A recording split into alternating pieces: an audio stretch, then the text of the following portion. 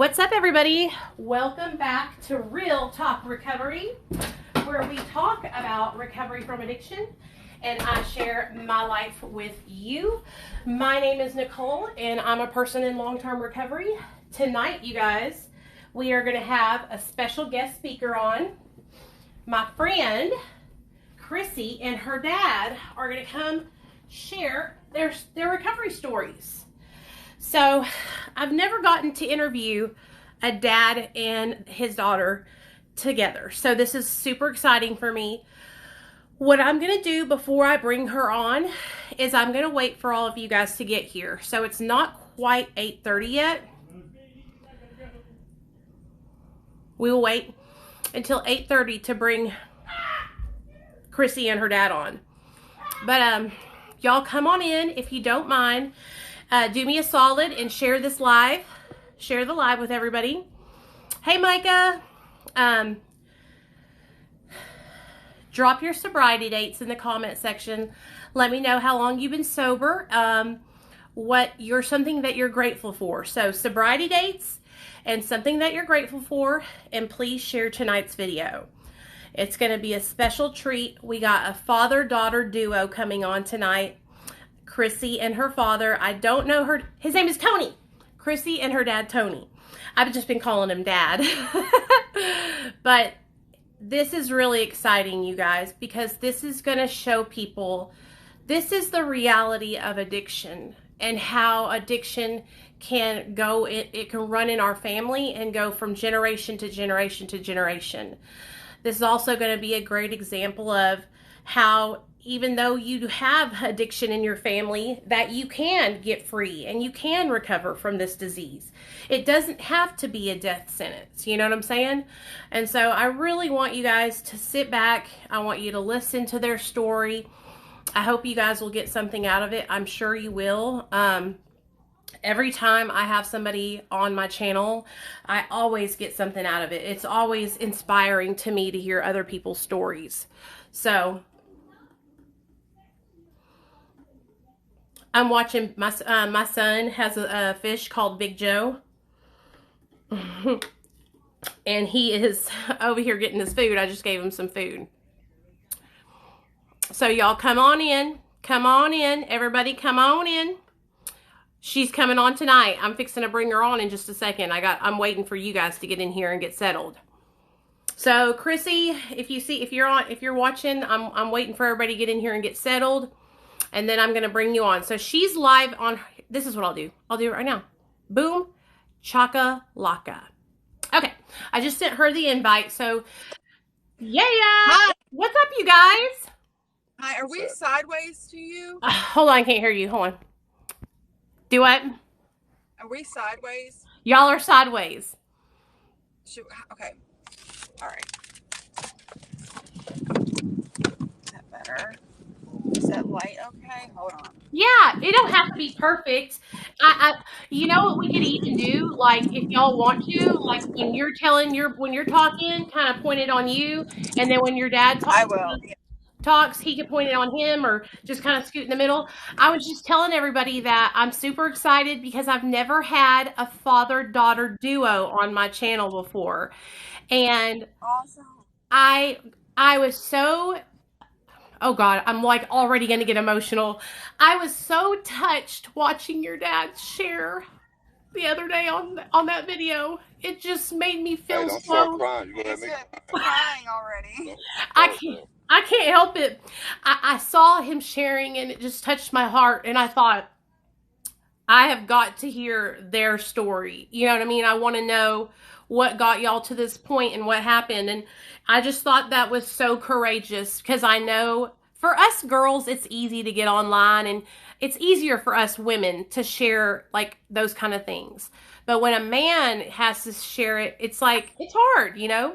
So I guess What we'll do is, Chrissy, I would love for you to kind of start out and share with us a little bit about like what it was like when you were younger and what it was like when you were growing up. And then Tony, Dad, I would like for you to share with us what it was like when you were a kid growing up. So that way we can see both of you guys' upbringings, how it was when y'all were both growing up. And I'm just going to sit and listen. If I have any questions, I'll just raise my hand and ask you. Okay. All right. Okay? Okay. My name is Chrissy, and I'm an addict. I'm 38 years old, and I was born in Cape May, New Jersey. um, you know, when I tell my story or tell a little bit about my memory is really bad. So, Dad, when I say some things just might not click with you, but they click with me. So, um, my memory as a child is very foggy. Um, so when I remember certain things, it's probably because of the trauma from my childhood. But we lived in New Jersey. It was me, my brother, and my mom and my dad. Um, you know, what I remember of that, my dad was selling drugs, from what my mom told me. And like the first memory I had of me and my father, I think I was probably, I don't know, 6 or 7. And we had a black Monte Carlo, and my dad put me in the back seat, and we drove down to a gas station where at that time an African American man jumped in the passenger seat, and my dad put a screwdriver to his neck. Um, and that was like my first memory as a child. I don't know, I think the man owed him some money or something.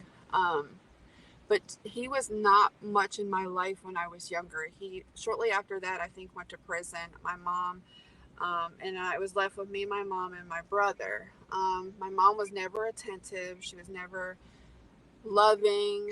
I remember she pushed my brother away a lot. I think right after Dad went to prison, me and my brother and my mom moved in with my aunt and uncle. And that's when me and my brother started getting molested, um, for a few years.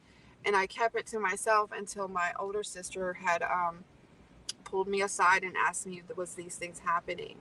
And at that time, I thought it was normal. And so we ended up going to trial, and we put him in prison only for 3 years. That just bothers me to death. Like, but he walks around with an ankle bracelet on today. Um, Shortly after that, he doesn't anymore. Oh, okay. Ask your dad, Um, how does it feel to hear her kind of like remember you when, how does it feel to hear her remembering those memories from when she was little? And now that you're sober, what is that like to hear her talk about that? It bothers me. It hurts my heart. Point blank, and excuse my language, I should have killed the motherfucker when I came home from prison. But I was asked to let him walk. All my life, you everything. I can remember teaching my daughter to braid her own hair when it was long. When I came home from prison. Uh, Let me start from the beginning, I guess. Be the Yeah, best thing tell to me do. what it was like. I want to know when you were a little boy, how were you raised? What happened when you were a kid? Uh, I was abused by my father. My mother left me when I was a newborn baby right here in this hospital that I'm sitting in right now in UAB in Birmingham. And my grandmother, and God rest her soul, and my father, he worked here in Birmingham as a gas station attendant. Got his brains almost knocked out, so he was a little crazy anyway. But as my grandmother partially raised me, pretty much raised me up until I was about 4 or 5 years old. My father remarried to a lady, and then we moved to Cape May, New Jersey. During that time, uh, I was abused by my stepmother and beat by my father and everything. And my grandmother and them lived in Florida, so I found out where she was living and everything. And I up and left. I ran away when I was 12 years old. And my grandmother said I couldn't do that and shipped me back to New Jersey, which my father broke my arm during that time and everything. So uh, I up and left again, and I moved in with my grandmother, and that shit didn't go too well because of her newly wedded husband. So I got caught with some bullshit, robbing houses and everything. I was about 13 at that time, and I was put into a foster home. And the foster home was It was a commune for the pagans, motorcycle gang. Oh, All wow. right, my foster brothers, they were all pagans, so that's what started my life as a gangbanger. Uh, I grew up around it, and I started living, eating it, and breathing it. The time I was 14 years old, I done had my first son, which is Chrissy's older brother, Michael. And then the time I was 17, uh, Chrissy's mother was 28, and she was, Chrissy was on her way. Then 3 years later, then little Tony, my son, you know, uh, he was born. During that whole time, I was slinging methamphetamines, involved with the motorcycle gang. And then I figured, hell, if I'm going to do this, I'm going to venture out on my own. I ended up going to a concert. It was called the Live Aid Concert when I was 17. Chrissy just had been born. And it was one of the first 3-day concerts they had in Pennsylvania. And I met a guy from Florida there. And it just so happens he owned a lot of jewelry stores in Miami. And I started slinging cocaine. Now, I'm not talking a little bit, everything. I picked up driving a truck from my father and my grandfather at the time throughout those years. So at that time, the CDL laws were different, or you had to have a social relations. You could get that when you were 18. So I started driving a truck, running dope from Florida back to Pennsylvania. Lo and behold, to be honest with you, I've been a whore all my life. Chasing women. I always ain't been fat like this. I got fat when I got clean and sober. But Me I too. always had to have, yeah, uh, always had to have women around me. And when you got a lot of money, a lot of drugs, and you got a lot of power, you're gonna have a lot of women. So my ex-wife, Chrissy's mother, found out about this and what she'd do when I'm coming back from Florida with a lot of drugs on me. In the truck, I had 25 kilos. It was the first time I got busted in Delaware, New Jersey. Delaware. Yeah, state of Delaware, right, the Delaware Pennsylvania line. How old was I Chrissy got when busted. that happened? When you got busted the first time? Uh, she wasn't quite 3 years old. You Okay. know, Tony just had been born. Her brother said she was 3 years old, and she might have been about 3.5, 4 years old. She was still shitting in a diaper, or whatever. But I got busted, and drug laws back then were totally different than they are now. I ended up going to Delaware State Prison for 3 years. Done that 3 years, and I got out. And stupid ass me went right back to your mother, but I love you. So I can't hold that against you. So anyway, I went back to her mother, and I realized, I couldn't eat this. I just couldn't swallow the fact that she turned me in. So I left, and the day I left, I remember taking Chrissy and Tony aside and told them, I promise you, when I get my shit together, you come and live with me. And hell, at that time, I might have been 20, 21 years old at that time. So again, fresh out on the streets and everything, my addiction was still there because I was still getting high in jail, doing basically what I wanted to do, you know. And started using again, and I got busted again, fresh out of jail, going from Pennsylvania to New Jersey. And that time they were talking 25 years because Pennsylvania, they done caught wind of who I was, drug trafficker, everything like that. So I set my daughter and son down and told them, look, I got to go. When I get to where I'm going, I will send for you, I promise you. So I was headed for Mexico, and on my way from Pennsylvania, I have family here in Alabama, so I stopped to visit, and one of my uncles talked me into staying here. So I stayed here for roughly a year, and I got caught again. Not selling drugs, but I got caught a fugitive from justice from New Right. Jersey. So fortunately, they sent me back, extradited me back, and they gave me a bond for $600. And I had just that much money on me, and I ended up bailing myself back out. And I went back again because Chrissy and them were living in New Jersey at that time. So I went back to her mother's. Long enough, I had it my plan. I was going back to Mexico.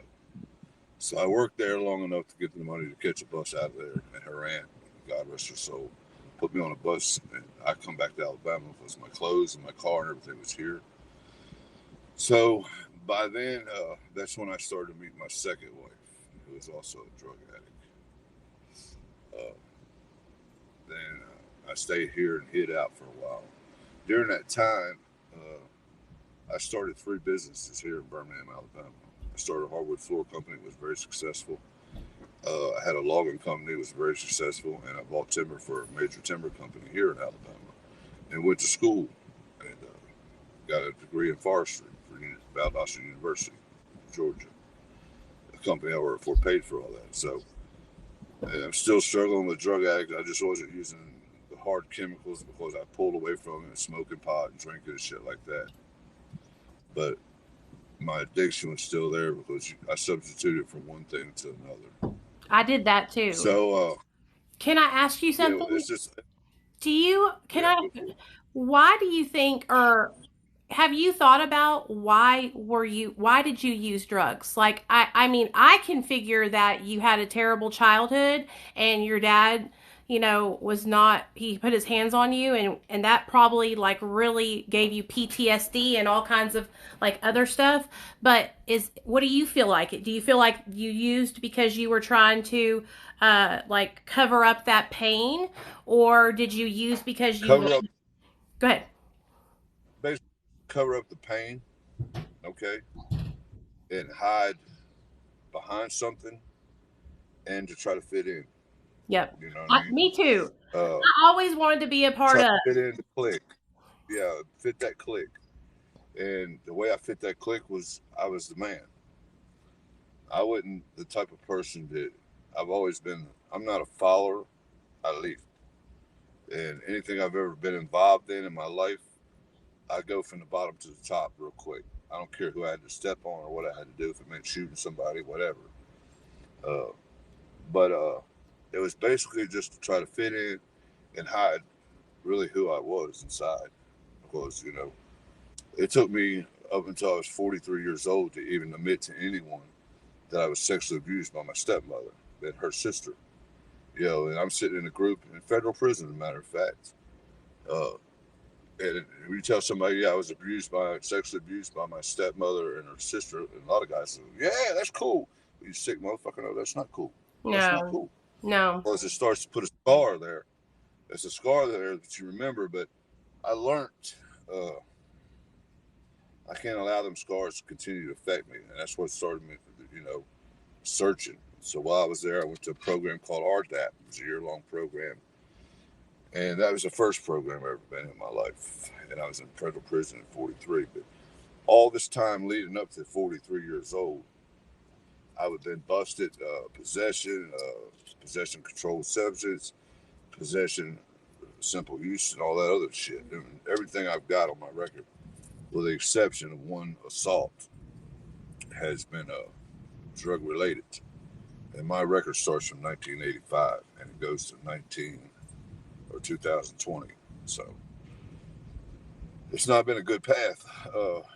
But, going through federal prison, going to the meetings, things like that, that started the ball rolling. So when I hit the streets, I started a meeting thing because I was trying to make everybody happy, the ex-wives and everything like that, and everything. And I realized, damn, there's a lot of women here at these meetings, and they got problems. And here I am, I'm still getting high.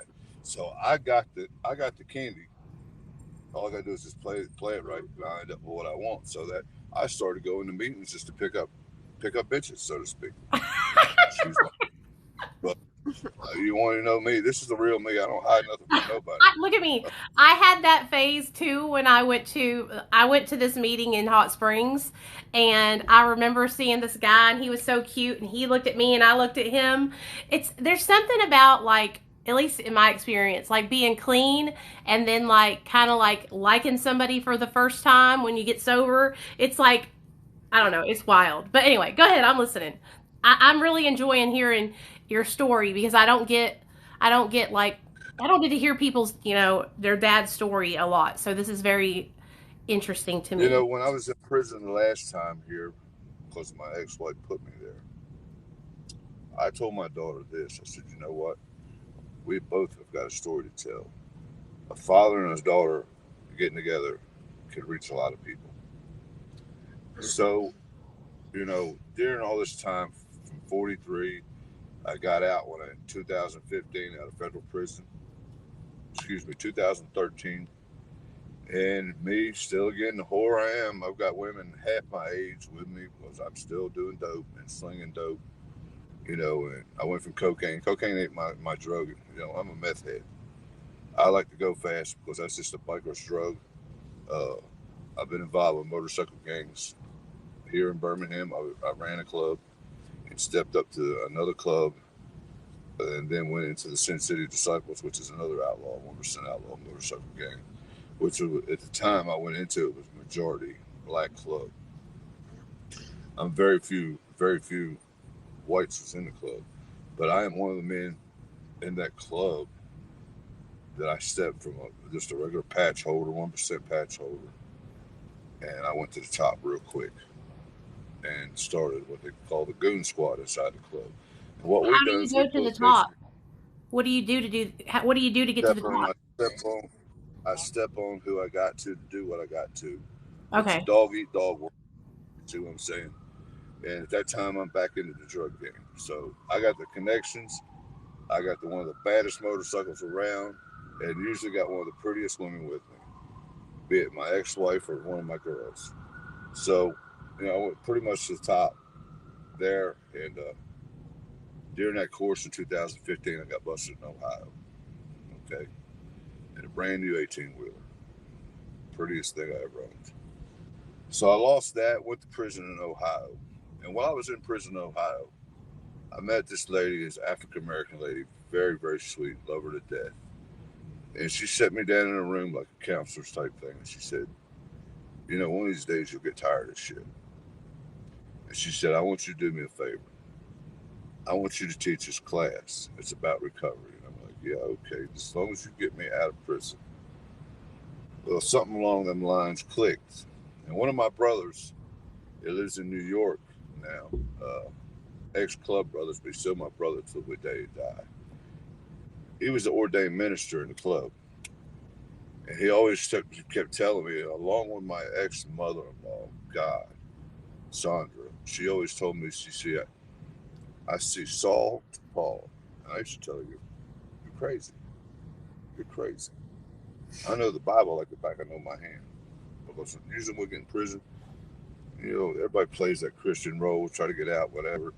Yep. But something happened when in 2015 when I was in Ohio.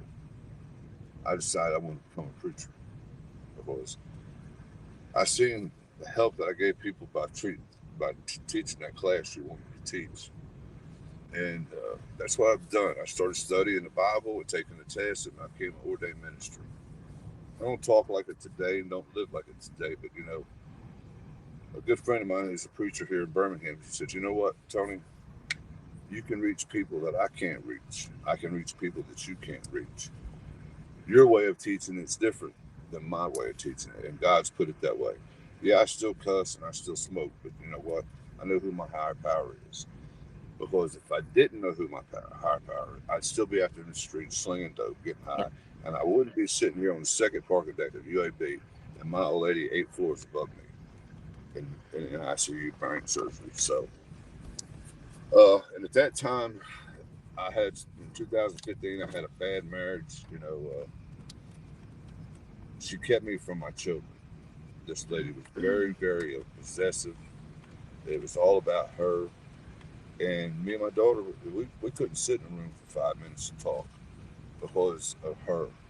We weren't allowed to start to build a relationship because of my ex-old lady.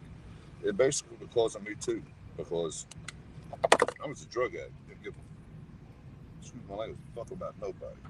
And any of my Christian brothers that hears this, they know me. I don't hide nothing from nobody. I don't sugarcoat nothing from nobody. I tell you the way it is. If you can't accept it, that's on you. I'm not going to waste my time. If I go to somebody, for instance, if my daughter was a total stranger, and their parents asked me to talk to her to try to get her into a treatment program, I'm going to be honest with her. I'm not here for you. I'm here for me. I got what it takes. I know what tools to use to stay clean. Now, if you want it, I have access to put you in the programs, get the people, because I have a lot of friends that run male and female programs, and I'm more than willing to help that person. But you know what? I learned you got to want to help yourself first. Yeah, for That's what it sure. took with me. There is no program in this world. If you don't want the help, it's not going to work, because I crashed out 6 fucking programs here in Alabama. All right, walked away from them. There was one program that the man was younger than me. It's called Fresh Start Ministries. T.J. Wilson. And I don't know if it's like right here in Lincoln, Alabama. I went to the program, and just so happens one day, she said, Tony, come on, take a ride with me. We're going to go pick somebody up that's coming to the program. My stupid ass is sitting in the back seat of his Escalade. This dude jumps in on the passenger side in the back, and I start talking to him. First thing the man told me, you need to sit back here and shut the fuck up and listen. Exactly what he told me. He said, and you'll learn a lot. And at that time, I felt like jumping over the seat and choking him, because I'm the type of person, you don't talk to me crazy.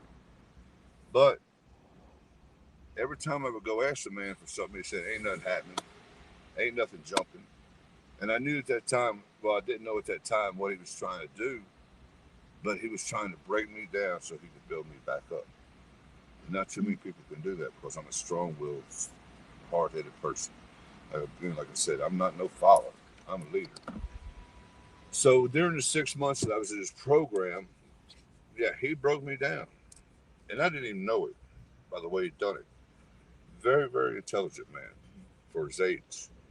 He's done wrote a book about his own life. Uh, Very successful in the program. He's got like 6 or 7 houses now where he helps men get through programs. So, and him and I we go to the same church, and a lot of times I open up the service at our church. I open up the church, open up the service. And he was there 2 weeks ago, and I said, TJ, remember what you told me to sit down and shut up? And he said, yeah, I remember that. And him and I joke about it a lot. But, you know,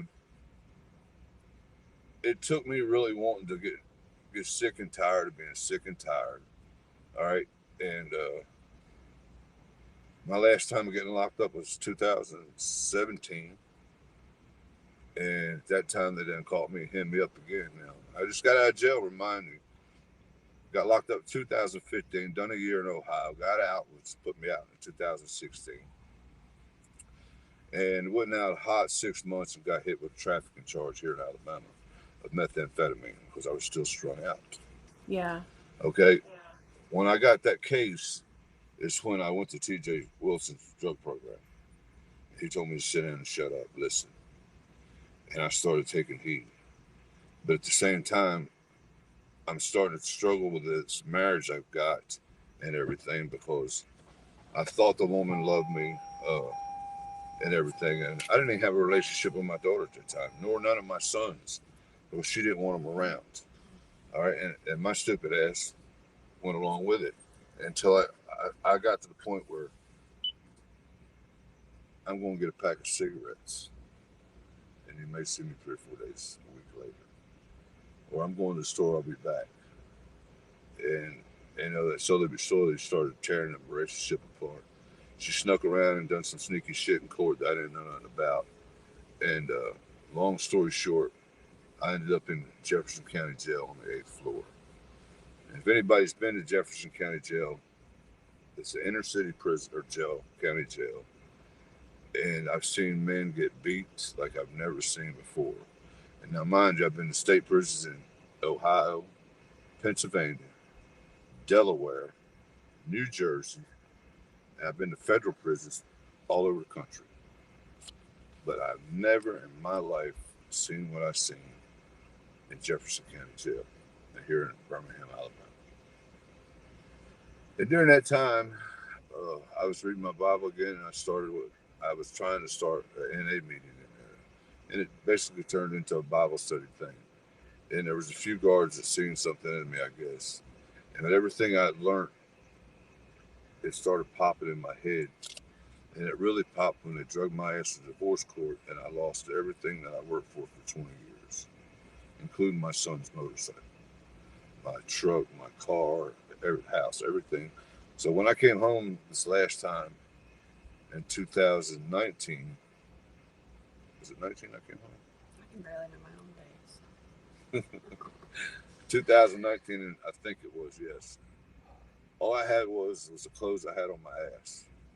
So the lady I'm with now is laying up there in ICU. She got me out of jail. Her and I've known each other for 30 years. And we've been off and on lovers.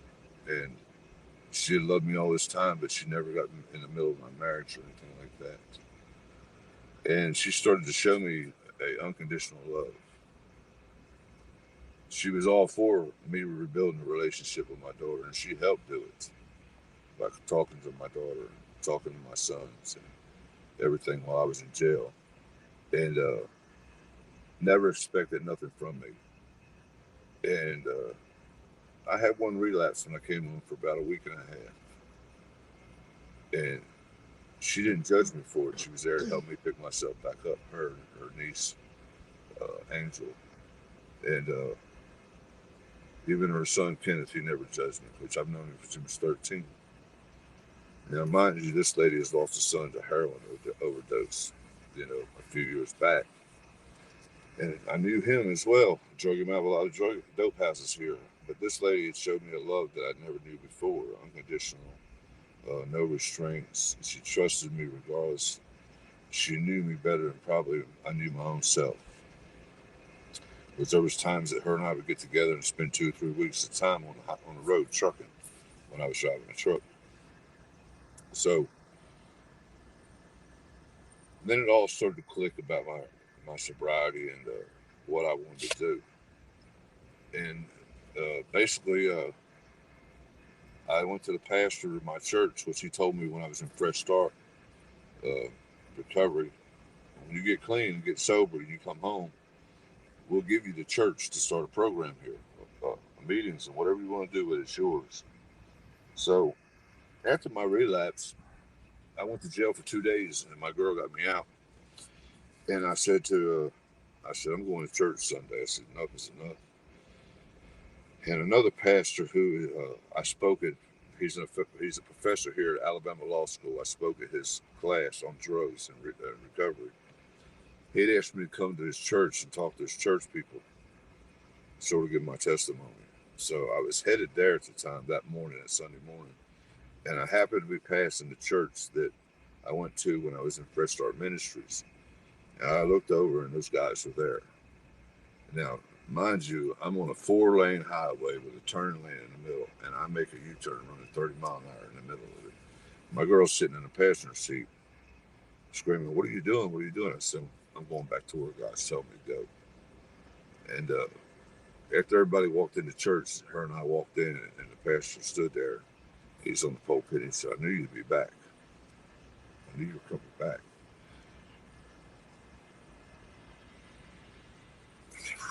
And they hit me I'm like so Tom proud Brady. of you for getting sober. I'm really Well, proud of you.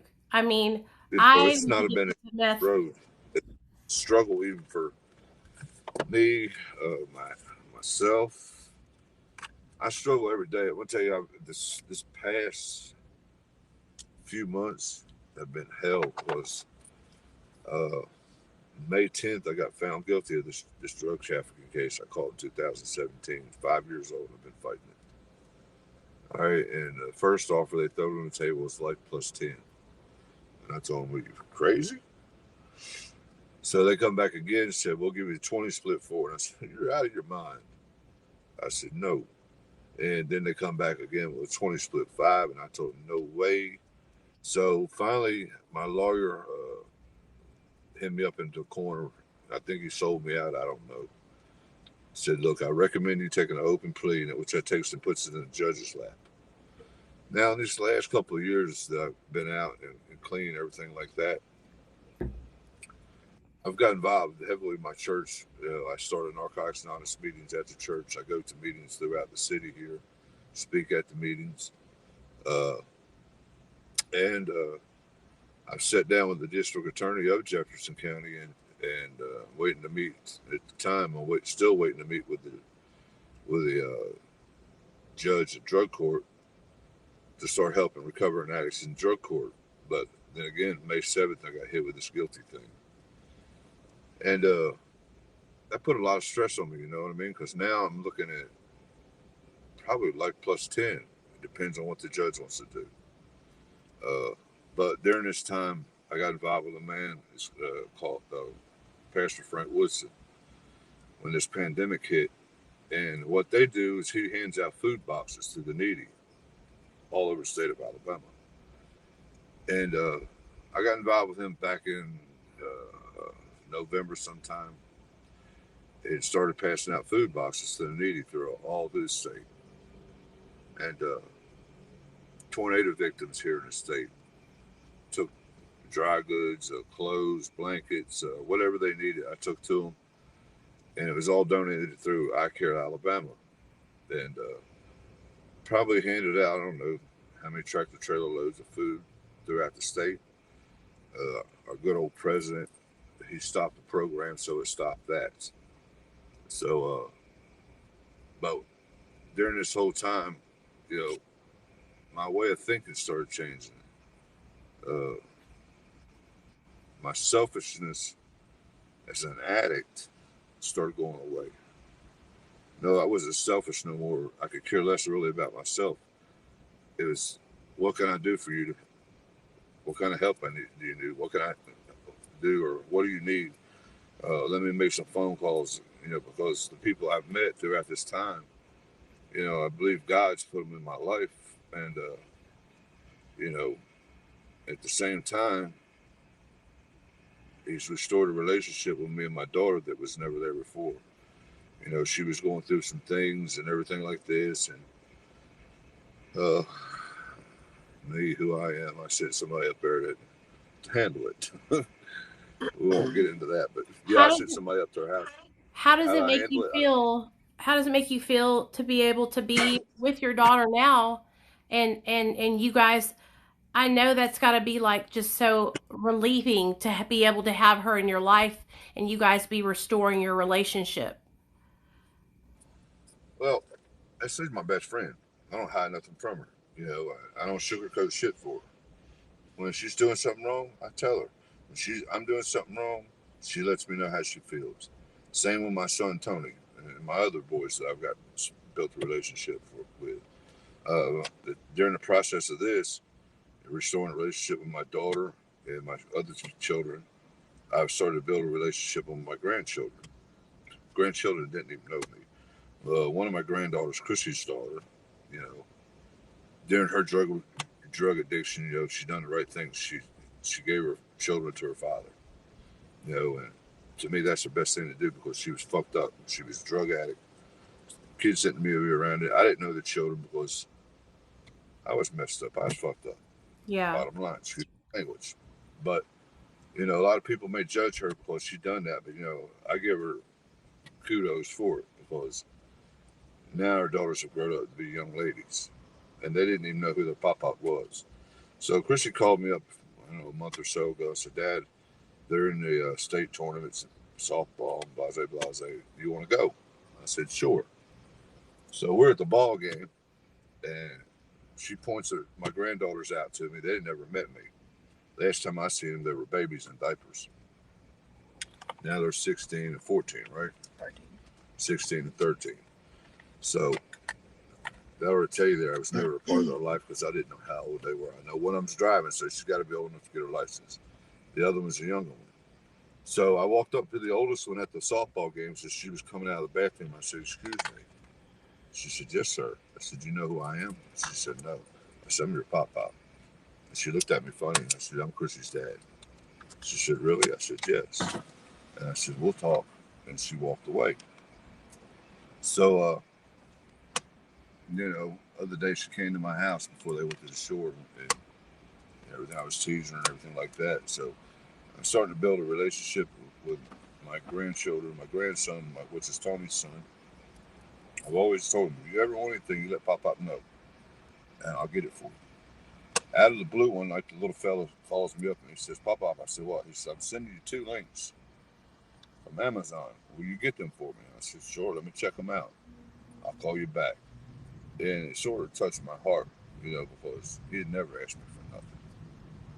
So what I do is I flip on Amazon, and he, I don't know where he got it from. I guess he got it from his daddy because he didn't get it from his grandfather. But he's very intelligent.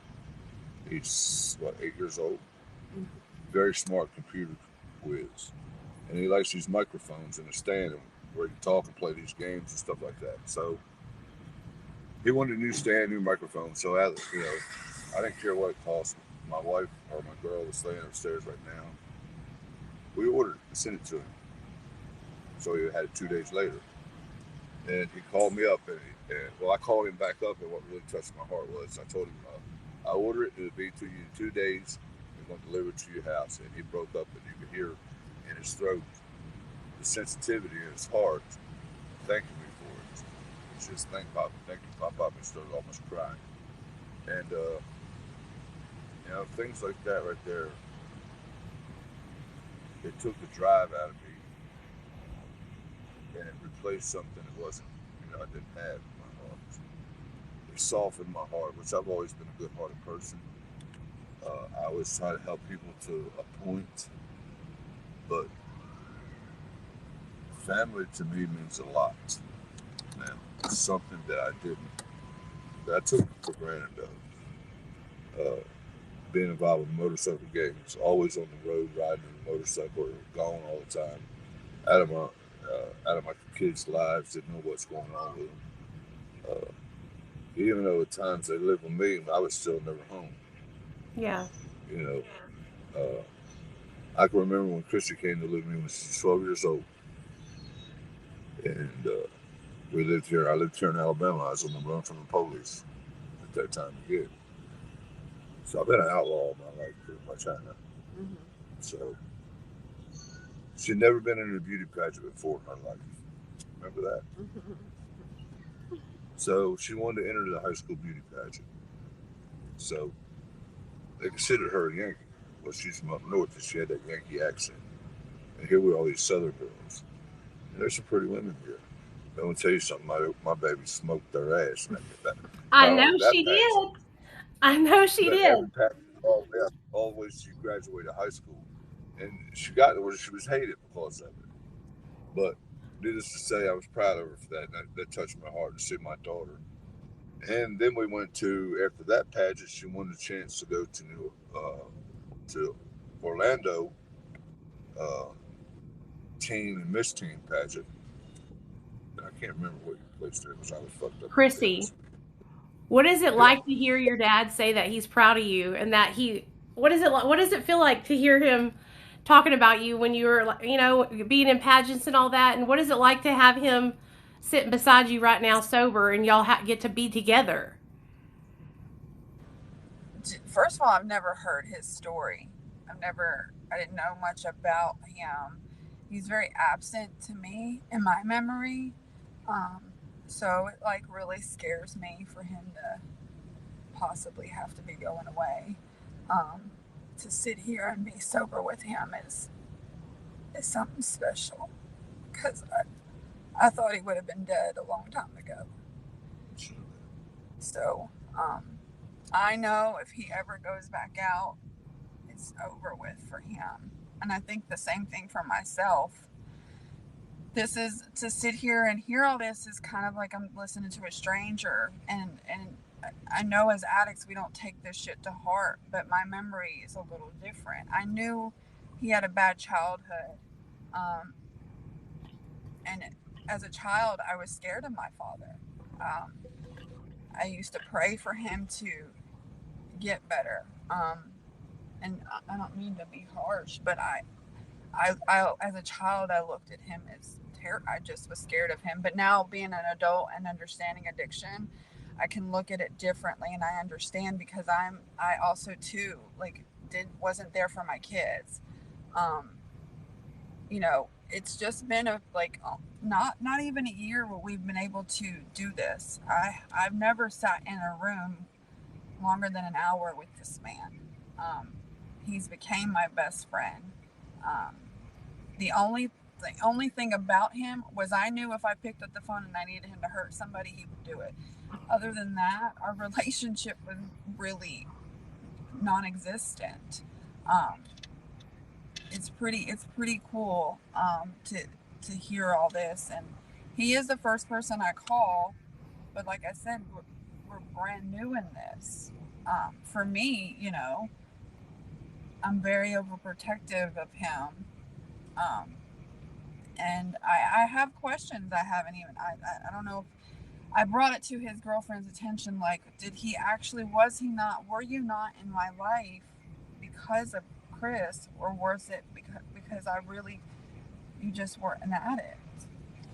Well, it was a multitude of things, I kept my family at arm's length because of the lifestyle I lived. I've shot people, and even to this day, I even tell my daughters to take this.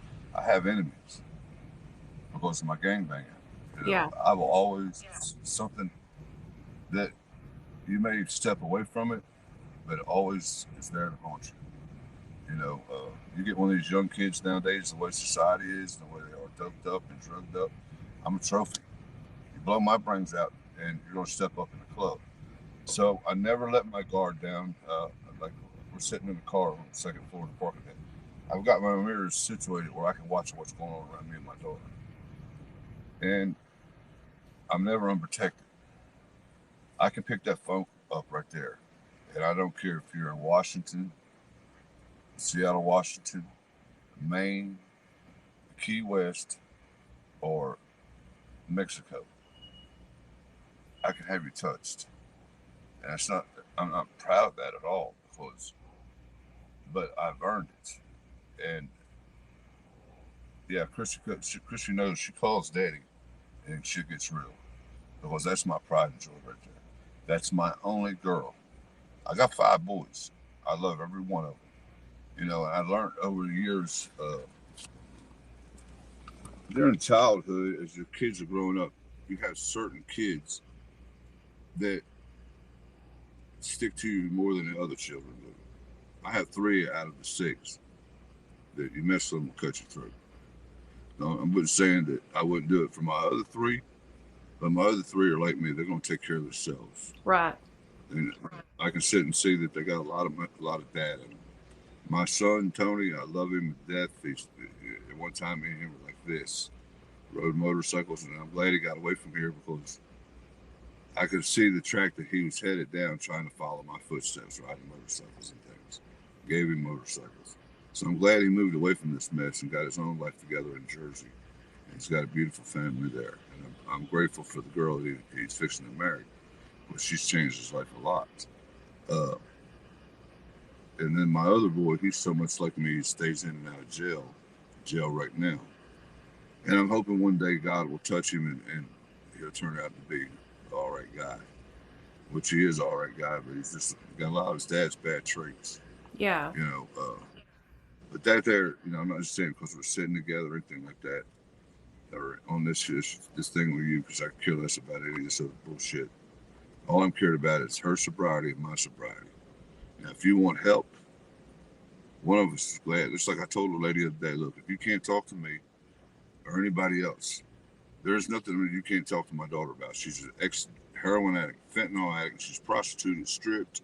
She's gave her kids away. So there's nothing she fucking done that my daughter hadn't done. But she can do it. I know you can do it. Yeah. All right? How did you get into your addiction, Chrissy? How did you start using? Did your dad and you was your dad using and you saw him and then I've never used with him. I've never used with him. She ever got high with me? No, I've never used with him. It's one thing I can say. I may have smoked a joint with a couple of my boys, but that's as far as it's went. Smoking pot or something like that. He's never even seen me high. No, anything like that, because I honestly say I don't think I could handle it. And me at the time, I still struggle with it. Instead of taking my feelings and showing my feelings, like the other day when I broke down and cried, something, like showing my emotions, I take that and turn it to violence. Yeah. And my temper takes it. Instead of trying to deal with it the way I should, I deal with it in other situations. That's how I hide my feelings. Yeah. You cross me off, uh, you know, I deal with it. I'll come and burn your house down. Or I'm the type of dude is I'll come in and sit down and eat dinner with you and your husband. I'll ask him to walk outside, and when I'm done with him, I'll go back in and tell him to get that piece of shit up off the front lawn and tell him to call me later. That's the type of dude I am, or I was. Was. I still have that trait in me. I still have it. I'm not gonna bullshit you or your viewers or anything, Nicole. I struggle with that. All right, because I've dealt with things to hide my feelings and everything. I deal with it in violence.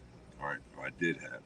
Now that I've got with Trisha and her and I, she's helped me a lot. And Pastor Frank Woodson, he says, Tony, you control the climate. You're the one who controls that climate. This is like a house on a thermometer. That stuck with me, man, because I'm not known this man for a little over a year now, but I love him to death. And my pastor at church is the same way. These guys have been a father to me when my father should have been a father. They've told me things, and I've never hid nothing from them. They told me things that my father should have told me. Controlling your temper is one thing. It's like controlling your addiction. When you start to control your temper, you're controlling yourself, and you're not being selfish. So that was one of my big things of being selfish. We still are selfish. Yeah, we'll always be selfish. We talked about, we have a lot of, I'm a lot like him. I think we can relate because we're addicts. But when did you first use Chrissy? How old were you? I started first. I used methamphetamines for the first time when I was 18, but when I came addicted heavily, I was like 23, and I was married, my white picket fence life, and I just found out my dad was going to prison for trafficking, and he was like all over the news, and like that's when something hit me. And I go back and I look at a lot of things, and it relates to having daddy issues, him not being present. I had to work through a lot with when I got him molested, and I was like, why didn't he go kill him? I still had to deal with that for a little bit. I was asked not to. Do you see how y'all's lives have mirrored each other's? Like a lot of the stuff that happened to your dad when he was young has happened to you in your addiction? I didn't know that, yeah. I didn't know any of that. Our lives are a lot alike in one form. I wasn't a stripper. I should have been, but I wasn't. But our lives, me with women, her with men. Right. Me with the drugs and everything like that. Her with the drugs and money. I always had the best of everything. I had to. That was just my lifestyle. I didn't realize that until you mentioned it. Like, mirroring. I say I'm a lot like him, but our addiction. I was heroin addict when I first started out. At 14. And listen to me. With you and your kids, Chrissy, you did the right thing. You did the right thing. I know. Okay? When I was in my active addiction, I didn't do the right thing. I didn't do the right thing. So I wish I could have been better and not done the things that I did with my son. But people are going to judge. And when I saw that girl make that video and talk about you for like not having your kids, it's just like you were thinking about them over your own needs. You were thinking about them. And that is literally unheard of with people that struggle with addiction. Like most women do what I did and use drugs when they were pregnant and give birth while they were, under the influence. And so the fact that you had enough wherewithal to say, I'm not healthy. I need to have these babies where they'll be healthy and taken care of. That is so remarkable and admirable. Like, I wish I could have done that. So don't ever let anybody talk down to you because you did the ultimate sacrifice and you put your babies before you. Oh, Nicole. You know? Thank you. I want you to know that I'm so proud of you. I know you give yourself a hard time about this, but you're a warrior, and like, we're addicts. We do selfish things, and you know what matters is you're clean today and you have a relationship with your son, and he's so healthy and beautiful. Yeah, I'm really You, lucky. can't- you I'm know you lucky. can't You beat are. yourself. You can't beat yourself up about it because uh, to me, when you start beating yourself up and getting down on you, now you're starting to fall back into old you. Yeah. Yeah. You do what you have to do, what you feel is right, and then deal with it later You're on. out here changing Yeah, lives. you're doing something I couldn't do. I'm gonna be honest with you, straight up. I couldn't do what you do. This is the first time. Look, I'm gonna be honest with you. This is the first time that I've sat and openly talked with, you know, other than my sponsor, and I had an asshole for a sponsor, but I love him to death, Brian Stencil. Uh, anyway, this is the first time I've opened ever. When I done that interview with her the other day when I came home from the hospital, it was the first time because I didn't really want to do it, but I figured, hell, why not? I didn't give him a chance to think No, about she it. didn't give me a chance to think about it because I'd done been up for a couple of days, not dope high, but being up here worried about my girl. Yeah. And so, sitting down and openly talking about my life and my addiction, things that's going on with me and my children, my marriages, and everything like this. I think a lot of my addiction was, and the reason I kept my children away is I was ashamed. Yep. And they knew when they didn't hear from dad, didn't see dad, dad was out getting fucked up. You Yeah. understand me? If I didn't see him on Facebook or even that stupid Yeah, stuff. when I come up missing for 3, 4, 5 days, Typical. they knew what was going on. That was just my track record. Same with my ex old ladies. They knew when I come up missing, I was blasting away. And believe it or not, I think I heard this the other day. We are serial marriage people. He's been married 5 times. I've been married 4. I make joke of it, but now, like that, I look at I, it, I'm still working it out. Is it daddy issues? It's abandonment issues for sure. Do I forgive him and all that? Of course I do. Thank you. But you can ask us anything you want. I know you wanted to. It's hard to have a relationship and a healthy relationship with somebody when we are still learning how to love ourselves. And so I think what happened with both of you guys is that you were seeking this love and seeking this relationship, but you hadn't gotten to that point with yourself where you loved yourself. So that's why you guys have had multiple marriages, because I honestly, I went through the same thing for like 8 or 9 years before I met my husband. And this is the first relationship I've ever been in that was actually like healthy. You know what I mean? Like, he opens the car door for me. He pays the bills. He treats me like I'm a princess. Wow. I've never been treated like that before. I used to be treated like a dope whore. You know what I mean? Right. I would be hanging out with the dope boys and cooking dope in a trailer somewhere, And so I can relate to like jumping in and out of relationships because I was the same way when I was in active addiction.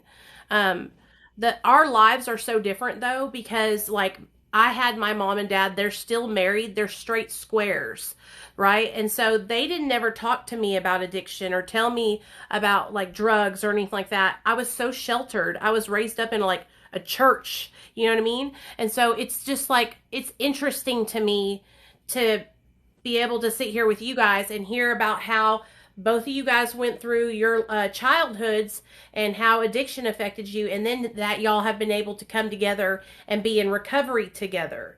You guys could go around and do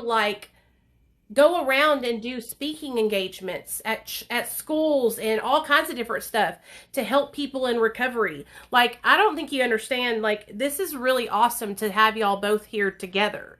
You know what I mean? This is what I want to ask you, Chrissy. Do you resent your dad for not being there? I went through my step 4 here recently, and the resentment part, and I immediately knew to write my mom down, and I really had to sit and pray about it. No, I not once have thought about a resentment towards him. Now, before I got recovery, I harbored some feelings about the molestation and him not doing something about that. I don't think I do, because I don't want him to be, he had an issue himself. You know what Yeah. I mean? There, for me, I think the whole being absent part would have been better than him being in my life and being kind of a terror. But, you know, I know my dad is being in and out of prison. And my mom didn't drag us through like going to see him. We were little, yes, but I didn't see him much. The first time I did see him clean ever was when he got busted the second time, maybe, with trafficking, and I had my 13-year-old daughter, and I went and I seen him behind a glass thing, and I like fucking nearly fainted, started screaming and crying because I never seen him clean. That was the first time and only time, you know, until now I could see his eyes. I've never seen my dad clean and sober. So, you know, I don't harbor. Maybe I'm just a very forgiving person. I don't know, but I have more resentments towards my mom than I do him. That's something I have to work on. But Why do you I resent your look at him mom? still. She was never very loving. I feel like she knew that my uncle was a molester, a sex offender. Me and my brother still to this day, and she put us in that home. And now I understand you have to do what you have to do, but there's one thing to that. And then my mom is very selfish. We still to this day don't get along. I can't trust her. She's done drugs with me and then went behind my back and got my kids where I couldn't even see them anymore. So there's just a lot of, and I've tried to work on things with her, and it's just like continuously. I take accountability and responsibility for my own things, Right. but I'm the captain of my ship. I can allow who I want in my life, and that is just somebody I just don't want right now. And I never thought I would have him in my life. So I'm not saying it's never, you know, but two people have to be able to change to work it out somewhere. So I think if either one of us was still getting high, we wouldn't be in each other's lives right now. You know, not we at wouldn't all. be sitting in this car doing this thing with you. Uh, and you know, if I was still messed up, I know I wouldn't be, because I didn't want my family around me. It goes back to being ashamed, disappointment, and everything. And I just couldn't look my kids in the face when I was blasted out of my shoes. So, you know, I know for a fact if we were still getting high, either one of us using, we wouldn't be sitting here now doing this together. No. And Yeah, even me though I told her neither. when I was in jail, you know, you don't know how many lives that we can touch and we can change, She said that. Yeah. because a father and daughter is something you never ever hear of. You know, and what touched me was when I was on the road, I was in Topeka, or no, I was in Illinois, someplace up there, and I used to go to NA meetings, like I said, just to pick up chicks. And a father had come in there with his daughter, and I thought, man, this bitch is fine. Excuse my language. Lord. So anyway, and it really stuck to me that he took the time and initiative to go to these meetings with his daughter. So, you know, I invited her. She invited me to a meeting in Huntsville, and I went to it. And it was a meeting I was on. I was blowing out my shoes over it. Nice. But I went to it and accepted it, and I shared at the meeting and everything. And then she came to my meeting down here that I started down here and everything. And, you know, to me, if it wasn't for the lady that's laying upstairs right now, her and I wouldn't be here, because we still had that wall between us. And still, you know, I just asked him the first time, was the ex-wife the reason I went in your life? Because I would beg and plead, Yeah. almost, for him to have a relationship with me. It was like a little girl, brokenhearted. And still, when I'm in my life with him today, I still feel like a little girl, even though I'm Yeah. 38 years old. And I'm so scared that this will be taken away in like almost a week. So I do want to say, and I think he does want to say, thank you to everybody who's praying, because it's kind of like we don't know, because I have an open case right now. And if I get that charged a felon, I won't be able to go see him in prison. So I know God has a plan, and we're praying that, you know.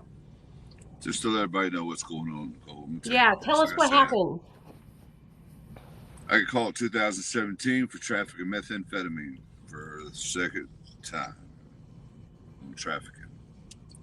Like I said, back in the 80s when I got caught with all the cocaine, the laws were different. There wasn't trafficking cases. There was distribution cases. So anyway, I got caught and fought the case all the way up to March 21. I had to go to trial. And during this time, they were offering me crazy pleas, and I'm not the one. I'm not going to plead out. So anyway, they found me guilty. All right.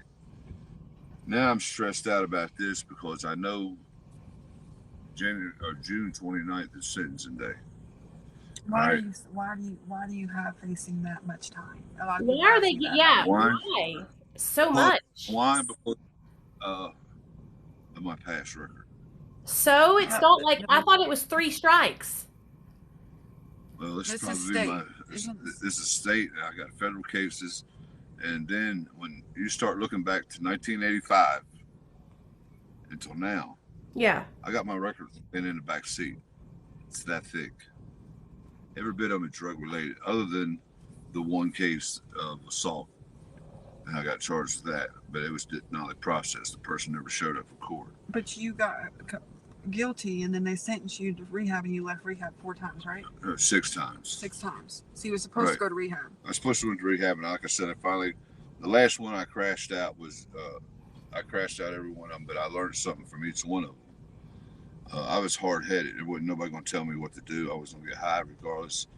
And finally, it all clicked, man. That's all I can really say is it clicked. I found a lady that loves and cared about me unconditionally, regardless of what I did or anything like that. And she made it very clear to me. She says, I do not want to come between you and your kids. And something right there even said something, made something click inside me, because all my other marriages is like they didn't want me involved with my children. They wanted to be center of attraction. And I made a promise to myself, I will never let a woman come between me and my kids again. Never. I don't care if she's like Farrah Fawcett gorgeous. I don't give a damn. My children are my life.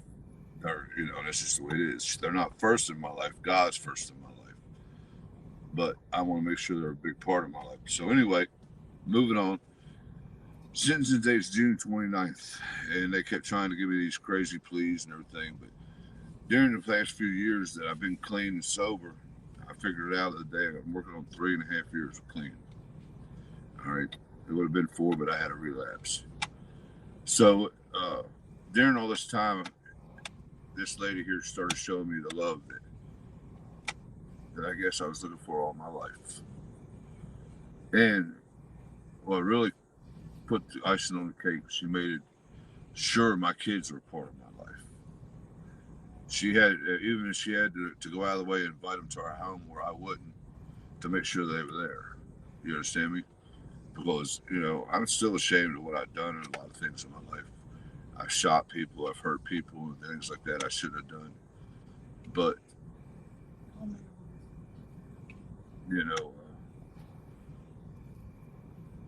that's all behind me.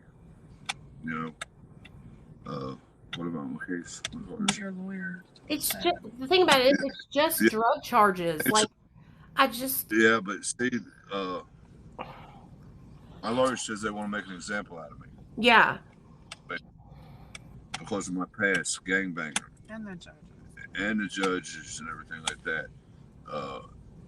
When you look at me on paper, I'm a pretty bad dude. A serial killer. Not a serial killer, but you got to remember, I was involved in one of the biggest motorcycle gangs in the world. Not in the city or the state, world. I'm not going to say what names or anything, but we wore a 1% patch right here. There's only 4 clubs in the world that wear that patch. And I'm talking about one of the first 4 clubs that ever started in the world. So figure it out, guys. All right, figure it out. It was red and black and gold and red. So we won't have to go in, but anybody knows the world. He's never been to state prison. This would be his first time. I've never been here, anyway, in state of Alabama. State of Alabama is one of the worst prison systems in the country. Well, what about you've been rehabilitated. Can we not send like letters in saying how you've been doing good and Yes. can we not send this video in and show them that you have been telling your story and trying to help Well, people? I'll tell you the address. The address is Oh, thanks. 165 You text Fifth it to me, Avenue. Chrissy. Oh, but say I it. Go ahead, will. say it. Fifth Avenue, Asheville, Alabama. All right. And the judge's name is Judge Seay. And I have letters and people are going to court, but you know what? Uh, I like to see it blowed up with emails, letters, whatever it takes, to get these people to see, that you can change. That's what Anybody can scares change. us. He's changed. A lot of people to this day, I could walk into a bar in this city, right? And the music playing, people having fun, and people know who I am, and the bar would go quiet other than the music. Because when I got doped up, you never knew what kind of frame of mind I was going to be He's in. a total Right. night and day person. I went from Dr. Jekyll to Mr. Hyde like that. First time I hit that bubble or stuck that needle in my arm, the devil come out of me. My wife was laying up there right now in the hospital. She'll tell you, when he gets high, he's the devil. I think we all are. Yeah. And I think, What happened to your wife? What's wrong? Well, okay, during this time of the stress of going to court within this last month and a half of finding out, my wife had been walking around telling me she's got headaches and everything. We thought it was an ear infection.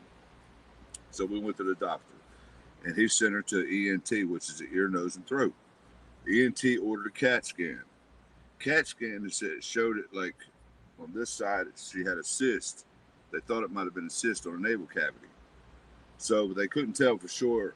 So this past Thursday, a week ago Thursday, back, they sent her for MRI. Okay, 8 o'clock in the morning. We get out of there, go have lunch. 1 o'clock, we're headed home, and the phone rings. Now she's complaining of headaches. She can't really eat right. Her equilibrium's thrown off because we thought it was an ear infection. So I grabbed the phone and said, hello. And they said, Mr. Hallman. I said, yes. He said, this is Dr. Riley's office, and we just looked at your CAT scan. It's a neurosurgeon. We need to see your wife in our office as soon as possible. Well, my girl, as soon as possible. And my office is going to call you with a date to get you in there ASAP. I said, okay. Well, 5:30 that evening, which, most businesses like that, doctors are done with home. They call us at 5:30 and say, look, the soonest date we can get you in there is Monday morning, 8 o'clock. Now, this is Thursday afternoon. They said, I need you to go get the MRI disc and the CAT scan disc and bring them with you when you come to the office. I said, okay. And they said, if there's any complications between now and then, take her to UAB in Birmingham, emergency room, or St. Vincent's emergency room in Birmingham. Well, back in November 2020, she had lung cancer on her right side. We went in, the doctor went in, and they pulled the lung cancer out. She was cleared in January. Had everything cleared, had a PET scan done, another MRI, and nothing showed up. So during this time, the doctor told me Thursday, if there's any complications, take her to UAB or St. Vincent's. So Friday, she wasn't herself, headaches, upset stomach, balance is off. So Saturday, her and her friend tried to go out, and they like doing these yard sale things, and they were gone maybe an hour, and they came back. So she was laid around all day Saturday, wasn't eating, and all she wanted to do was sleep. So at that time, we didn't know what was really going on. So Sunday came around. I got up to go to church because I opened the church up on Sundays and get everything ready for the service. And I told her, if you have any problems, you call me. So she called me about 11 o'clock, and it's when the service was just starting. So I got up and I left and went home. And she had fell in the bathroom. Luckily, she didn't bump her head or anything. She got up and got in bed. She stayed there till about 3:30 that afternoon to sleep. So that was a week ago yesterday. So mind you, I got to worry the stress of what's going on with my girl, and I got this case hanging over my head to where they could take the rest of my life.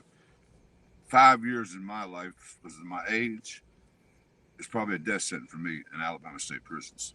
Okay. But anyway, moving on. Saturday or Sunday, she slept till about 3:30, and she woke up and I said, "Look, I need to run to the grocery store because where we live at, it's only a couple of miles away in Liberty Park." And I said, "I'll be back, and I'm gonna get you something hot to eat off the bar because I got a hot bar there." And I said, "If you don't eat when I get back, I'm taking you to the emergency room." So when I came back, I gave her her food. She took one bite and got sick. I said, "Well, that's it." So I got her up and got her in the vehicle and got her up here at the emergency room at 5:30 in the afternoon. At 7:30 that night, the neurosurgeon walks in and said, "Mr. Holmes, says you got her here. You've done the right thing by bringing her here, because what's happened is she has a tumor on the small part of her brain on the back right side, and it's pushing on her spinal cord and her brain stem, and it's building fluid, and we may have to do emergency surgery." And I'm like, "Great." Excuse me. So anyway, they weren't 100% sure what was going to happen. So they said they were going to admit her, and they may do the surgery. So they admitted her that night. Neurosurgeons came in, everything like that, and they said, "Look, we're going to give her some more medicine to help bring the swelling down to the tumor, and then tomorrow we may operate. We're not sure yet." So Monday morning came around, which was a week ago today, and they said, "Well, what we're going to do is we're going to drill a hole in her head, and they're going to put a catheter in to relieve the pressure off her brain. And then they schedule her for the next day to have radiation done on that area around that tumor. Because what that does is it kills anything that they may miss during surgery, and it helps to release the tumor from the brain." So Wednesday morning, they went in and done radiation, and she was scheduled Wednesday afternoon at 12 o'clock for surgery. So they rushed in there after doing another MRI and CAT scan that morning at 10:30 and rolled her into the operating room. And she was in there until about 5 o'clock that afternoon. And during that time is when Chrissy done the video with me at home, because I went home, showered, changed clothes, and get a few things from the house. Now, during this time, when they're coming in telling us that, it is life-threatening, there's a 50-50 chance that she may not walk out of here, and all that's working on my mind. I got a case hanging over my head, and I'm worried about her. And basically, to tell you the truth, all that stuff about that case just left my mind. My main focus was on her now, Yeah. because without her, I couldn't have done a lot of things that I've done, because she's gave me the drive. She's gave me the love that I always was seeking, and she's been there for me when times when I broke down and cried, and would never cry in front of nobody else. I'm not ashamed to cry in front of her. I'm not ashamed to cry in front of my daughter now. Or the world. Huh? Or the world. Or the world, yeah, as far as that goes. I've learned to take my emotions, instead of turning them to anger, and let them spill out now. Just release them, because I've built a relationship with God. I am an ordained minister. I may not talk like it or act like it or anything like that, but I know who my God is, and me and him, we're pretty tight. Believe that. I talked to him a lot right here in this car for the last week, because you can't smoke in the hospital. I come down here, and this is my time, and I'll sit here and talk to him and cry and whatever. But I thank God they operated on her Wednesday afternoon. When she rolled back out of the operating room, they took all the breathing tubes out of her and everything like that. And she was wrapped up, head shaved. And I said to her, "Hey, sunshine." I said, "Who am I?" She said, "My baby." And I walked over to her and started messing with her and just teasing her and stuff. And then her son came down, and Chrissy came down, and she knew who all of us were. She's got all her bodily functions about her: arms, speech, everything, sight, and what the nurse and the doctor said would probably be another 48 hours here in the hospital. until she goes home. The brain tumor they took out of her is about that big around. Damn. So, you know, it's like I said in the video that Chrissy done. You know, my eyes aren't red from doing dope. The only time I've ever seen my eyes black like this is when I've been up for about a month. And it's not from doing drugs now. It's from stress, worried about my girl. Yeah. Her and I are supposed to get married on the 27th. All right. And I was going to go ahead and do it here at the hospital, but she wants to wait until the 27th, provided she can come home. And if she can't, then I'll worry about marrying her before I go to court and everything. And I'm not marrying her because of the court thing or anything like I got married because I love and care about her. And she loves and cares about me. It's been a hell of a month and a half. And the devil's tried to do things to me to make me slip back into my old me. And I'm going to be honest with you, I hadn't even thought about getting high. My thoughts were laying upstairs on the 8th floor. You know, she's more supportive than me than any wife I've ever had about, you know, she helped me start the meetings at our church, getting it registered with the National Register. She's been with me to meetings, open meetings. I've shared in front of her. I don't hide nothing from her. She's my best friend, other than my daughter, too. You know, them two right there, I can sit in a room with them, and they know what's going on by looking at me. They know by the tone of my voice what's up. They know if something's bothering me because I don't have to hide that shit no more. I can be open and honest. And that's what I learned by getting clean is honesty. Yep. You have to work an honest program. I can't sit here and tell you I'm clean and bullshit you and not working my steps. I know the steps inside and out. I've worked them. All right. My sponsor, when I got to step 4, I had about that thick of papers. You know what he done? Ripped them up and said, no, go do them again and be honest with yourself. So, you know, I'm the type of dude that, and I thank my sponsor for being the way he is, was or is with me, because you can't handle me with kid gloves. You got to handle me with man gloves and rough handle me. And that's just what he learned by being my sponsor. And him and I would spend time together, go have dinner together and talk. And just like TJ Wilson, Fresh Start Ministries, he says, I don't want some fat 60-year-old man coming up here sharing with, you know, his drug addict if you ain't got your shit together. But now he sees I got my shit together. I cook dinner for the guys in the program at our church. On every 4th Sunday, they come to our church. And I'm one of the guys that cook for them. So, and he is going to court with me to testify, talk to the judge. He's got that kind of pull up there. But I'm not really worried about court. Another chance. I hope they give you another chance. I'm not even worried about it because I made a deal with the devil so many times, but this time I made a deal with God. I told God the other night, standing in my backyard, I said, look, man, you know me better than I know myself. And I've made deals with the devil many times. And I'll make a deal with you now.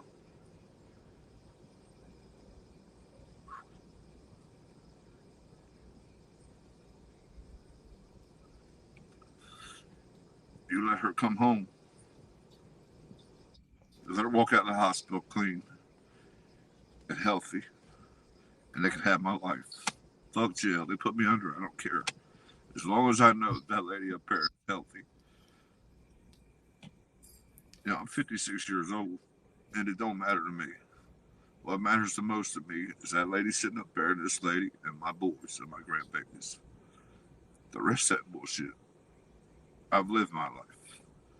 Me and the devil's danced many a times. If he thinks he's going to win this one, he can win this one. Because I haven't got high. I haven't even thought about getting high. Because I learned in recovery, if you start thinking about it, you've done relapsed. You've done started getting high again. Nicole, quit crying. You're making me cry. Sorry. But I've learned in recovery, when you start thinking about getting high, you've done relapse. That's the start of it. So I don't even think about it. I learned, and I told somebody this other day, people, places, and things. I don't go to them playgrounds no more. I don't play with them toys. So I ain't got to worry about getting high. Yep. That's how I stay away from it. If you're not involved with recovery or getting clean or trying to stay clean, then I got nothing for you. Now, if you want to get help, I'll do everything I can for you. But don't try to bullshit me because I wrote the book on bullshit. I wrote that book. There ain't nothing you can tell me and you think I'm going to believe it because you know what? I've learned to read through people by looking in their eyes. And a real person that wants to get clean, you can tell it. All right? They'll do what they got to do to get it away from that shit they're in. Yep. Good friend of mine, Amber Harris, good friend of mine. I talked with her the other day, and her mother asked me to talk to her. So I said, I'm not going to waste my time because I've done did that. When she wants to get clean, she'll reach out. Yep. Just like I had to reach for something. Just like Chrissy's had to reach for something. Now, my daughter and I can reach for ourselves, each other. You know, I know if I got a problem, I can call her. She knows without a shadow of a doubt, she's got a problem, she can call me. And I'm going to be there. It's the same with her. This whole week and a half now, she's been here with me. And she wanted to go to the beach with her daughter. She's like, if you want me, Dad? I said, no, you need to go spend time with your daughter. I know if I need you, I'll call you, you'll be here. Drop everything, come on, boom. I know that with a shadow of doubt. So, you know. I was torn about going. I missed him because we spent so much time together. And I actually missed him, but I knew I needed to do what I needed to do for my daughter. Yeah. You know, the main thing is for her building a relationship with her children, just like I'm building a relationship with her and her brothers. She let me know today that my other son, Tony, my other pride, and my grandson are flying in this weekend. That's amazing. So, them two little guys are my heart too. Daxton Kane, and you know, he's my grandson. He's the one that called one of the stuff from Amazon. And my son Tony, him and I are real close. And he knows what's fixing to happen. And I don't expect him to fly in because hell, it's money's it's tight right now for everybody. And I really wish he'd just stay home because I know what's going to happen when I see him cry. And my son's not really emotional. He likes to hide his emotions. But when he gets away, he's just like me. When he gets away from everybody, that's when he breaks. So, you know, I want to see him, but I'm going to tell him, call and tell him, no, don't come. Don't put us through no more. If I go to prison, come and see me there if you can, or send me a letter. You know, and you know, that's just the way it is. I'm not going to do too well if he has to go. You know, but it's like it boils down to this. You know, we'll send you the address, the judge's name, everything like that. And people want to send letters out there, or if you want to send this to him, feel free. You know, he's the one that's got my future in his hands. And I really, let me take that back. He can't do no more than me than God will let him do. And that's just the way I look at it. He can't take my life if God don't want him to take my life. So, you know, it boils down to it's whatever God wants. It's his will. You know. I know this much. He's brought me this far, got me clean, got me sober, got me thinking right. He damn sure ain't gonna drop me off on the corner someplace. You know, I got an interview scheduled tomorrow with a pastor, similar to what you're doing here. Not to the extent, but it's on Facebook thing. And I never thought in a million years that I'd be doing something like this, interviews and talking about my past or how I got clean or anything like that. It's a struggle every day for any addict to stay clean, really. I don't care if you've got 10 years of sobriety. You're one slip away. Yep. You're one slip away. I don't give a damn if you got every bronze medal there is in Narcotics Anonymous or AA or NA or HA or whatever A. You're just one slip away from relapse. And when you start thinking about it, you better go pick your books up and start all over because you done fucked up and you done relapsed. And that's just what I tell everybody in the meetings, you know. When you start thinking about it, you done relapsed. So it's time to start all over again. Step one. You better start to admit you're powerless over yourself. So, This is what you helps know, me so much is getting to hear people's stories and uh like getting to reach out to people and learn about them. And like when I found Chrissy here on TikTok, I don't know if she found me first or if I found her first, but just hearing her share about her kids, I felt like I could relate to her. And it's like the most amazing bond whenever it's like we have our stories are so much, they're different, but they're so much alike. And it's like I've Right. known you guys my whole entire life. You know what I mean? Right. Like we're family. Do you know what I'm saying? Right. Yeah. Because it's just so our easy to family. talk about it. We're a family of addicts that need to come together to show other addicts what we've accomplished. And until society, but my thing was this the whole time of my addiction, and when I realized this thing I got is a disease. If a doctor can go in there and cut my head, my wife's head, or my girlfriend's head open, take a tumor out, and she's up there right now, breathing, eating, sleeping, raising hell probably with the nurses. Why can't they cure this disease I've got? There is no cure for it, other than starting to admit your faults, admit your wrongs, and accept what you've done, and then start working an honest program. And that's, you got to do the step Whatever work. works for you. Whatever works for you. Yeah, Well, basically, to me, we I run had to work from the pain. steps. You know, we Yeah, have. it's I think pain that we that haven't stopped. I think it's because we have so much pain, addicts do, even though like it could be anything. I mean, pain from when we were in our active addiction. I always ask myself like I wonder why there's not like a magic pill that we could take and we could be cured. But Right. it's like it's because we're all so different, but it's like I don't it's like addiction is the craziest thing to me because I would have never imagined my life turn out the way it did. You know what I mean? And it was just one bad decision. Picking up drugs was that one bad decision. And I didn't know that I had this like it's like a mental disorder. And when you take those Right. drugs into your system, it turns this Over. switch on. See, I know a lot of my friends who did dope, but they weren't addicts. They could stop Right. and walk away. Oh, I got high for the weekend. I'm done. See ya. And I'm like, I'm trying to go My for brother, 7 days. My son Tony, he can get high and put it down and walk away from it. and he'd Yep. always say, "Why can't you stop? You were Yeah, just why can't?" I'm like, "Huh? you You know, know." I call them weekend warriors. Yeah. Me, I was never a warrior. I was a full time warrior, blow it out, go all the way. Right. But my addiction took a lot from me. It took the time from my family away from me. It took me away from my family. Uh, but at the same time, it's gave me a lot back. It's gave me my sanity. It's gave me a peace that I've never felt before in my life, in my heart. It's gave me a comfort that, I can sit now and I can be at peace with myself. A peace that I never knew before. I can Yeah. sit with her and her and I joke, cut up, kid, and laugh. We sit in my bedroom at times because I'm a Western fan. I watch all these Westerns on TV. She walks in yesterday with Father's Day card and she's got it. You're watching damn Westerns? Yeah, I'm going to watch my Westerns.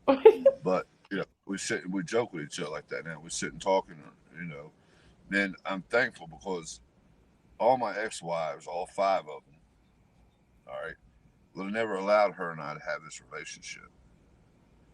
But Tricia, on the other hand, encourages this relationship. Because the first thing some days you talk to your daughter today, you talk to your son, she makes sure I make that initiative step.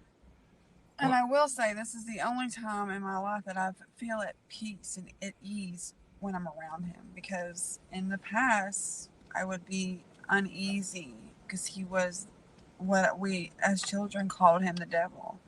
Um, I'm sorry, it's the Yeah. truth. But Yeah. now I'm at ease. I'm not tense. Not that he hurt me or anything. There was just a presence around him. And, I didn't know at the time it was drugs. It was normal for me to see, 6-foot pot plants in our house. It was just, I was used to that, was just normal. I thought Dad was always like that, looked like that, acted like that. And then as a little older, I realized, okay, he's a drug dealer. He does drugs, you know. And that made sense on why he was such an angry person. Always had guns laying around. Different people in and out of my house and our home. She was growing up, and you know, I just hate that we never was able to get this relationship. But I'm hoping God will, and the judge will let us continue. Because I'm 38, I'm not getting any younger.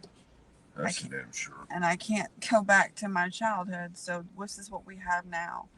And so I live now we're 30 minutes away, so I try to get as much time with him. And I took 3 days off before work so I can be with him before this all happens. I'm praying. He has faith, so I need to have faith. It's hard to give my will to God and then not take it back when in this situation. Like, I just want my dad, you know? So. Yeah. It's hard to let go of. I know. I would be the same way. And it's like saying that I do that every day with just normal things. So I can't even imagine my dad being, you know, potentially getting locked up. That would devastate me. But you know what? I think what's going to happen is y'all are going to go in there and they're going to see how he's turned his life around. They might give him like some kind of like, I don't know, probation or something like that. Maybe they'll put him on house arrest. You know what I'm saying? That's off the table. That's off the table. Yeah, like, damn! Like, what are they going to give him with a year and plus 10? It's scary. It's I'm scared, and I'm not even facing life in prison. Just seeing your dad here, though, and like hearing him talk about what his life was like back then, and then hearing him share so vulnerably. A lot of people think that being vulnerable is a sign of weakness, but it's actually a sign of strength. When you can be who you are and share, you know, that heart, that takes a lot of fucking balls. You know what I'm saying? Yes. To be able to share that shit with people, especially, and what you're doing is that is influencing people so much. Like, there are men in here that are watching this story right now that are probably like, damn, if Tony can do it, I can do it. You know what I'm saying? And so ever since I started telling my story, I learned how much we help people. It's like the best thing in the whole wide world. I hope that even if you do get locked up, I hope that you continue sharing your story. I hope you help the guys that are locked up and like help walk them through recovery. Like, you could really just say, you know what, fuck it. If I'm gonna be here, I'm gonna make the best out of it, and I'm gonna help all these people turn their life around. And it could be amazing. You could be known as the guy. It could be amazing. I know people that have gotten locked up and have put their all into helping people, and really, really just made such a difference. And so I know whatever happens, you're going to stay sober and you're going to be able to help people. And that's what's up. That's what matters. That's what you got to stay focused on. I'm not really worried about it because you know what? I've gave it to him, and the saying goes, once you give it to him, you can't take it back. You know, I've learned to be still and let God. This is changing because just a few weeks ago, maybe even a month ago, he was saying he's not going to make it 5 years because, you know, he could get into he could have some confrontation with ex people that he was involved with. He's just older, and so for him to say this is like really comforting to me, to him to feel this way now, because I was so worried.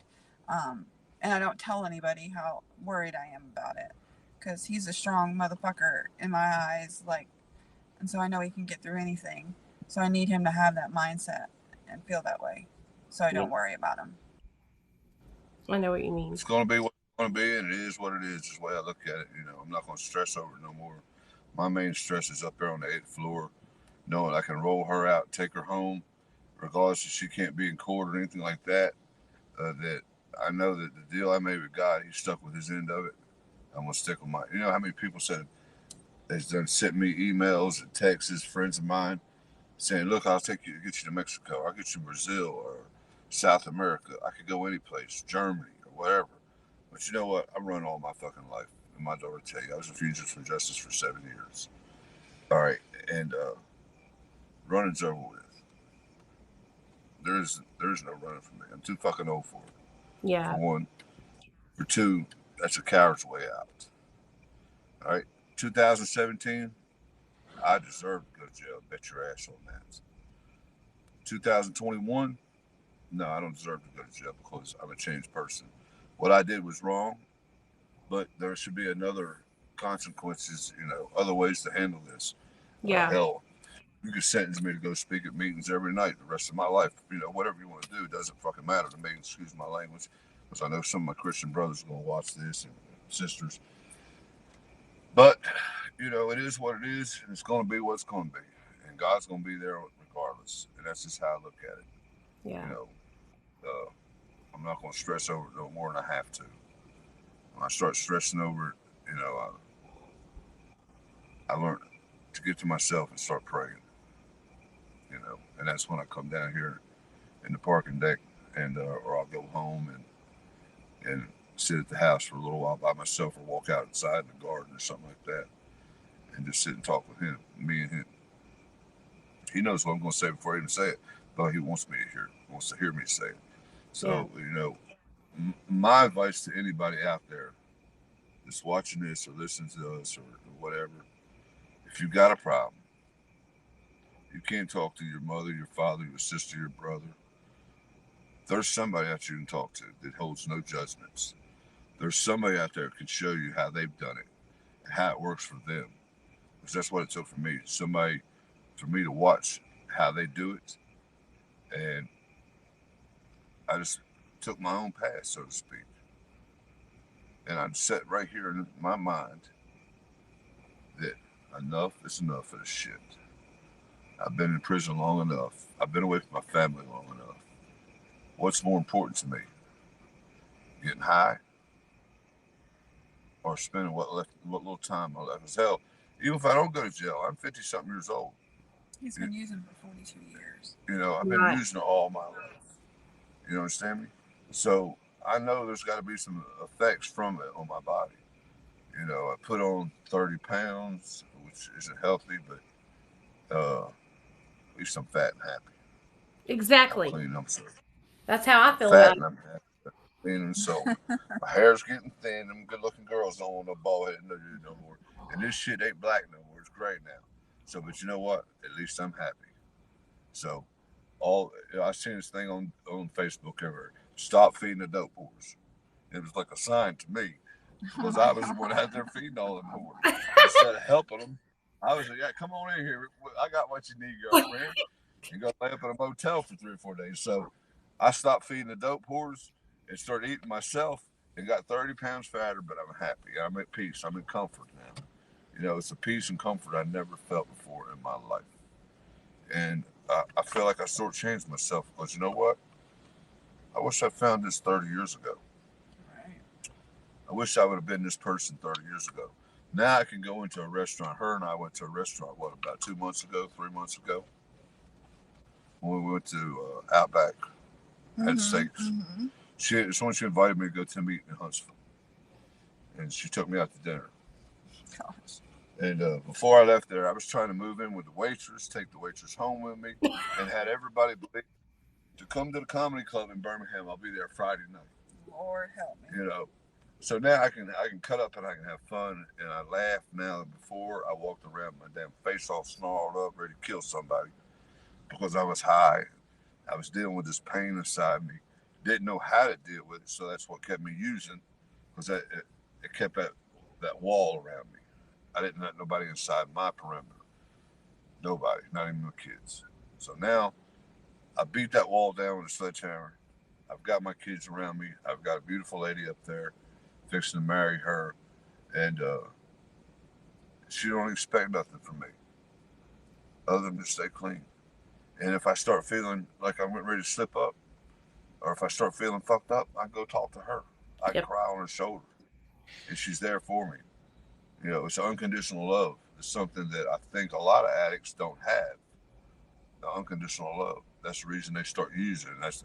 They don't know that love themselves. They don't know how to love themselves. So I found a way to love myself, and I'm happier. I love my daughter.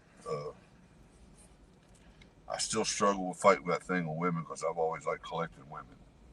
But my wife says, my girl says, I can window shop all day long.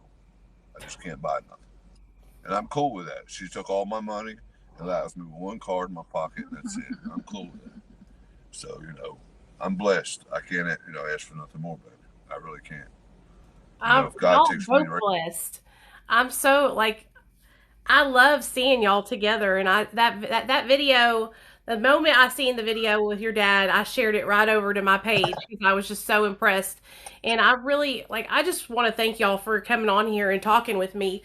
Chrissy, I really do want to get you alone.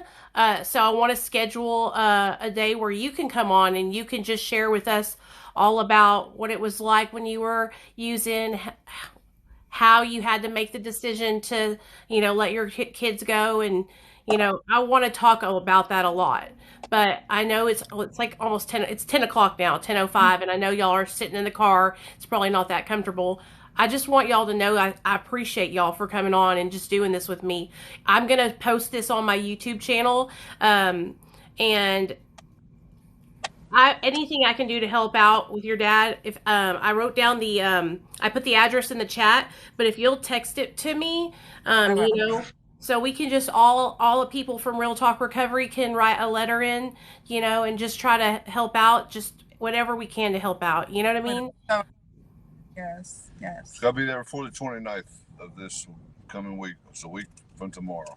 Yeah. Okay. Or you want to do it and help, please get it in. Yes, we would I appreciate it. And if we can find a way to get this, I know, Nicole, you said you record it, and so we can somehow have it on hand, hopefully. If there'll be I'll teach you how to download it on your phone because you have it on yours too. Okay. So I'll show you how to do it when we hang up, okay? Okay. Well, I am so thankful, and me and Dad is too, that you asked us to do this. Peace. Stay clean. We really appreciate it, Nicole. And I appreciate you guys. It was an honor to have y'all on here. You know what I'm saying?